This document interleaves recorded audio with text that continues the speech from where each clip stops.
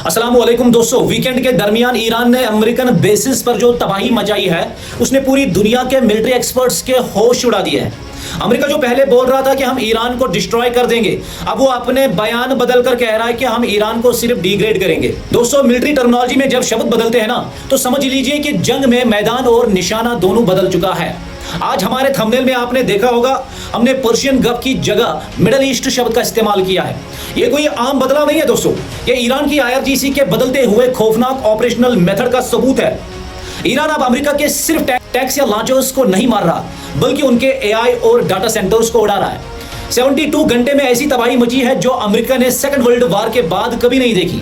आखिर क्या है ये नया खेल? चलिए पूरे मामले को एकदम आसान भाषा में समझते हैं दोस्तों।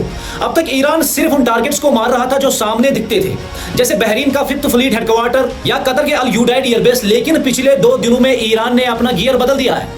अब हमले उन टारगेट्स पर हो रहे हैं जो लेटेंट है, यानी जो पीछे छुपे हुए हैं। अमेरिका जो ड्रोन और मिसाइल अटैक्स के लिए एडवांस्ड आर्टिफिशियल इंटेलिजेंस यानी AI और हाईटेक डाटा सेंटर्स का इस्तेमाल कर रहा था, ईरान ने उन्हीं सर्वर रूम्स और डाटा सेंटर्स पर पिन आउट स्ट्राइक करके उन्हें राख कर दिया है। और ये इतना परफेक्ट कैसे हो रहा है?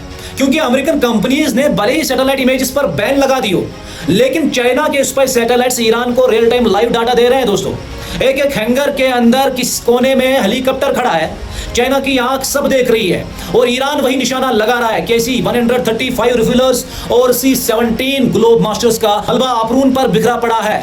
दोस्तों, हालत यह है कि कतर के अल यूडाइड एयरबेस से अमेरिका अपने जंगी जहाजों को पीछे हटा रहा है। पहले वह जोर्डान के मुवाफिक अल साल्टी बेस पर गए, वहां हमला हुआ तो और पीछे चले गए। अब अमेरिका ने जोर्डान के बिल्कुल साउथ में मौजूद अकबा इंटरनेशनल एयरपोर्ट और इजराइल के रोमन एयरपोर्ट को मिलिट्री बेस बना दिया है। इन ईरान का साफ मैसेज है, ट्रम्प जहां कहीं भी छुपोगे वहां डेर किए जाओगे। जैसे ही उन्होंने रामून और अकाबा पर प्लेन शिफ्ट किया, ईरान ने वहां ब्लास्टिक मिसाइल दाग दिए। एक मिसाइल पेरीमीटर के अंदर लगी है दोस्तों।